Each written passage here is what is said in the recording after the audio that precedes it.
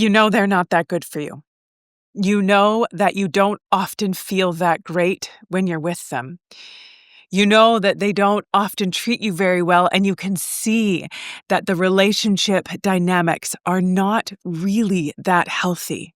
So why are you so drawn to them? Why do you keep allowing people like this into your life? Maybe it's someone who treats you inconsistently. Maybe it's someone who pulls you close and then pushes you away and leaves you wondering what's happening. Maybe you're the one putting all the effort into the relationship and you kind of feel like if you don't, there won't even be a relationship. Maybe you know that this dynamic hurts you and keeps hurting you, but you still find yourself drawn towards that person, or maybe even making excuses for their poor behavior. If that's you, I want you to know this. You are not broken. You are not crazy.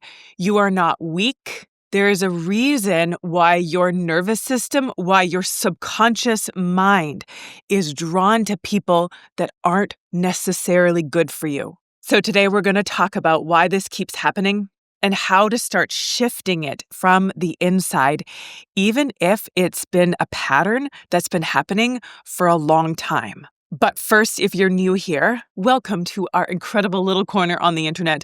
Take a second, introduce yourself in the comment section below. If you are back again, it's always good to have you. My name is Kristina, and I am a registered clinical therapist, a researcher, a coach, a speaker, and the author of my book, Drive Your Own Darn Bus. And I help heart-centered humans think better, feel better, live better, and have better so that they can like themselves and their lives more every day for this short, precious time that we are on this planet. So first, let's talk about the hidden logic of attraction.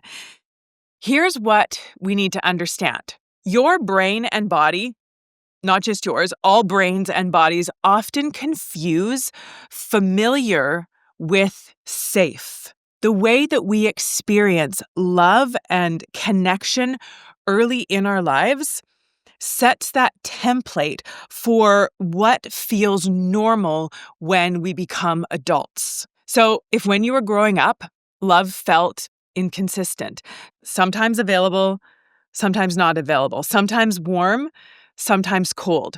Or if you grew up around a lot of criticism or unpredictability or quite a bit of emotional distance, or if you felt like you had to work hard to get love, to be seen, to get attention, to feel important in the family, your nervous system, your subconscious mind, without you even becoming aware of it, learned that this is what love feels like. This is what is involved and normal when it comes to love. So now when you meet someone, whether it's romantic or even platonic, and they give you that same push-pull or unpredictable or inconsistent dynamic, it doesn't feel wrong.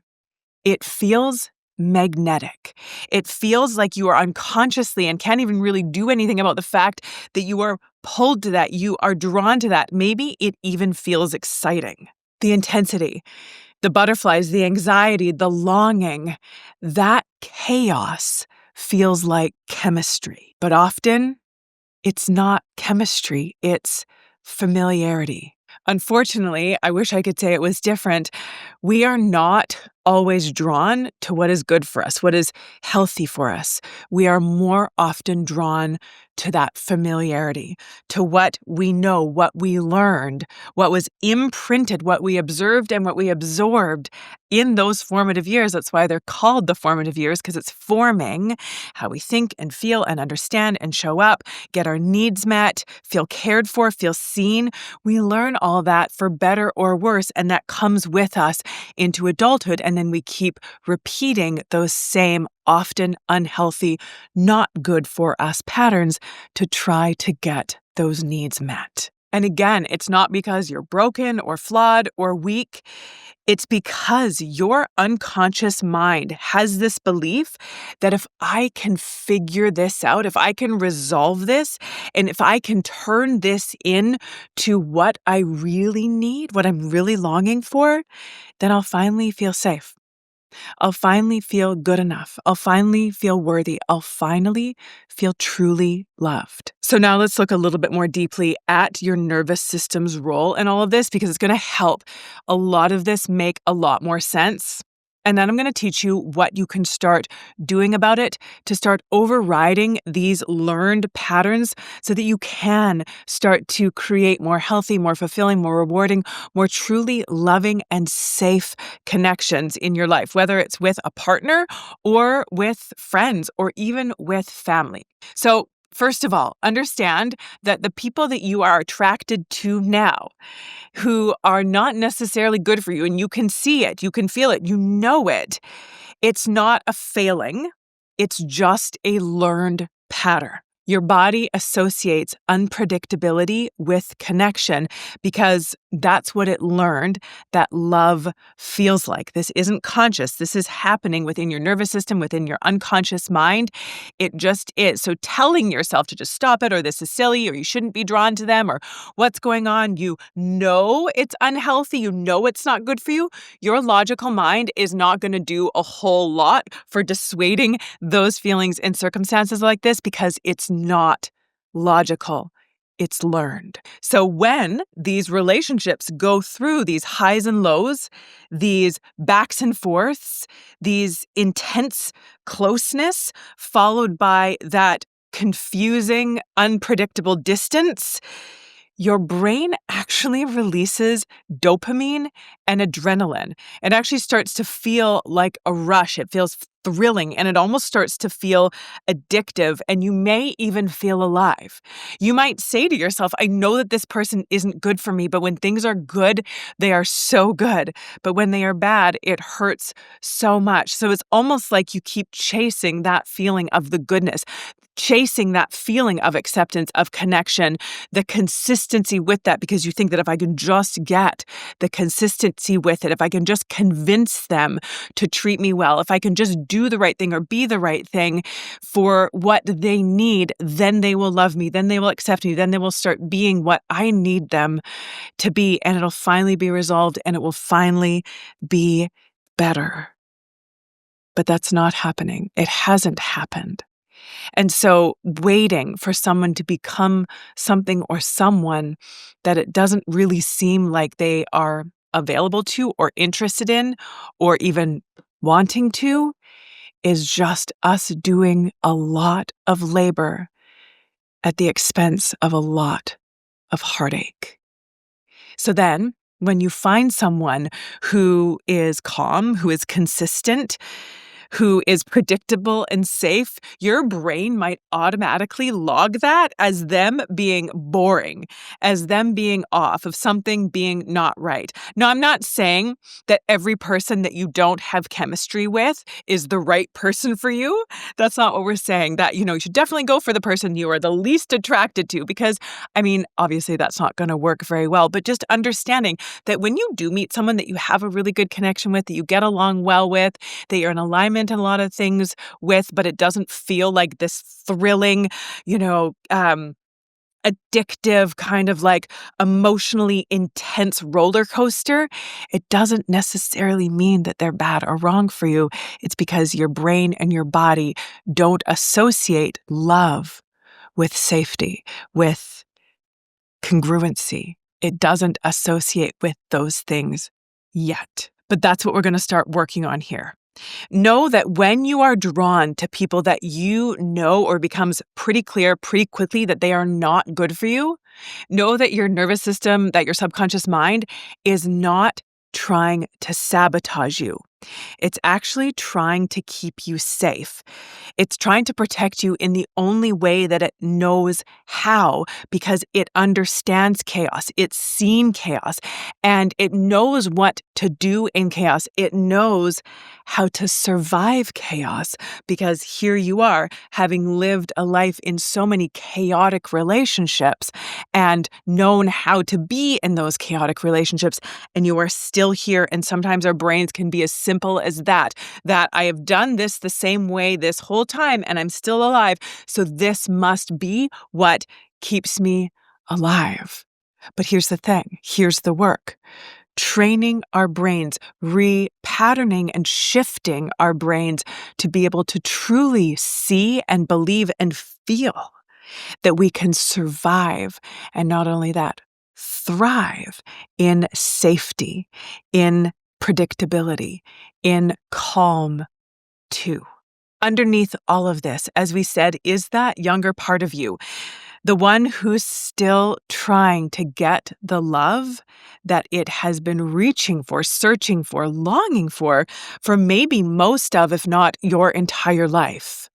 That part of you still believes that if I can get this person who I know is not good for me or is unhealthy for me, but I am unconsciously and almost even uncontrollably drawn to, if I can get them to truly love me, then maybe I'll be enough. If I can fix this and make this work, then I'll be able to prove that I am worthy. So then subconsciously, we're not just choosing any random person, we are choosing familiar pain on that unconscious level, hoping that we can change the ending, hoping that we can resolve that missing piece. But we never can, and it never does. Because you can't heal a wound by reopening it in the same way that it was opened in the first place and keep reopening it in that same way.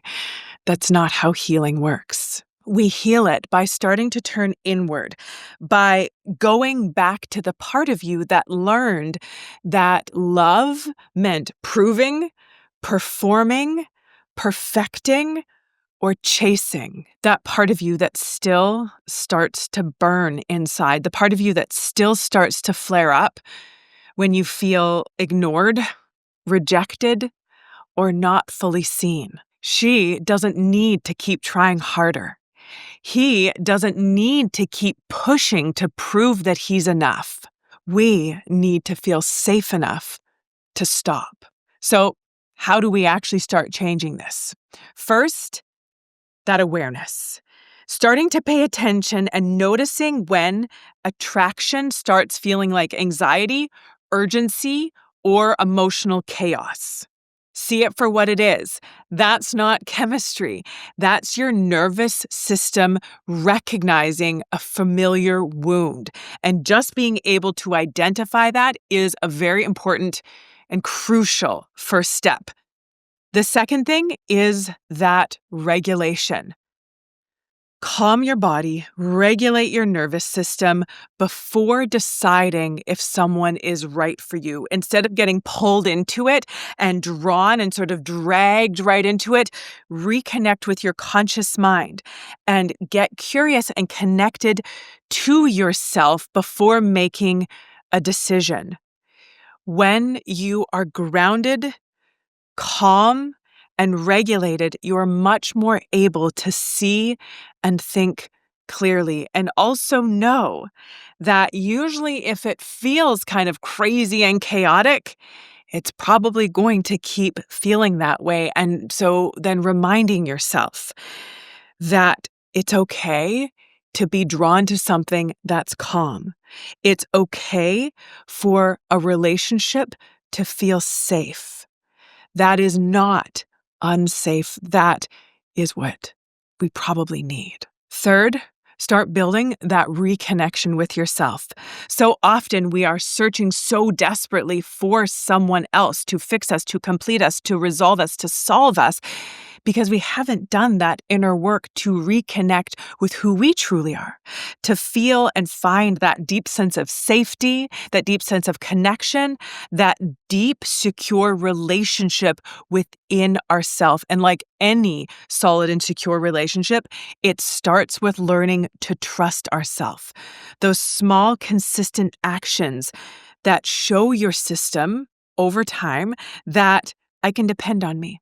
And I am not abandoning myself anymore. Those little bits of trust, those little actions of self-trust are what build a really strong, secure, robust relationship with yourself so that you're not going to get tossed around or dragged around or pushed around by any other person, especially not the ones that are unhealthy and not good for us. We're not going to lose ourselves in someone else because we have found ourselves deep within by starting in on building that self-trust. And then finally, that repatterning. Learning to associate steady, kind, predictable, and emotionally available people with safety, not danger. And this one is probably going to take some time because, again, your body has gotten so used to feeling alive with the chaos.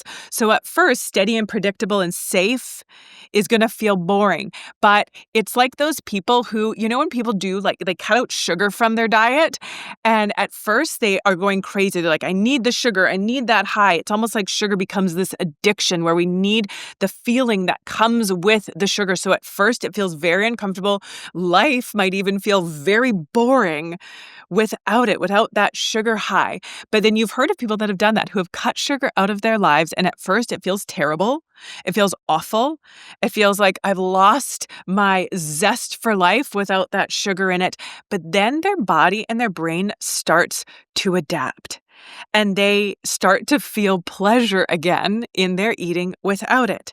And they stop even remembering what it was like. And they even stop missing it because they have found more consistent, grounded pleasure in the foods that they're eating that aren't bringing them into those extreme highs and lows. They've learned to really appreciate just the subtleties of the flavors that aren't so extreme.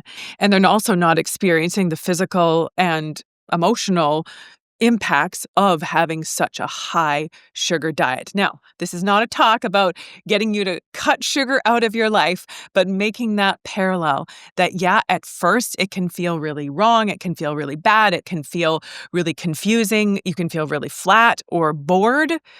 But just letting your nervous system recalibrate and reconnect with something else that, yeah, may not be chaotic, but is probably exactly the calm and the peace and the regulation and the safety that you have been waiting for, that you've been looking for. Love, connection, close relationships are not supposed to feel like emotional roller coasters.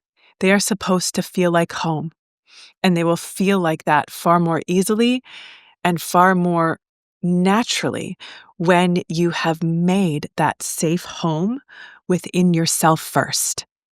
If building that trust, that self-trust is something that you want some extra support on, then make sure you grab my simple steps to self-trust.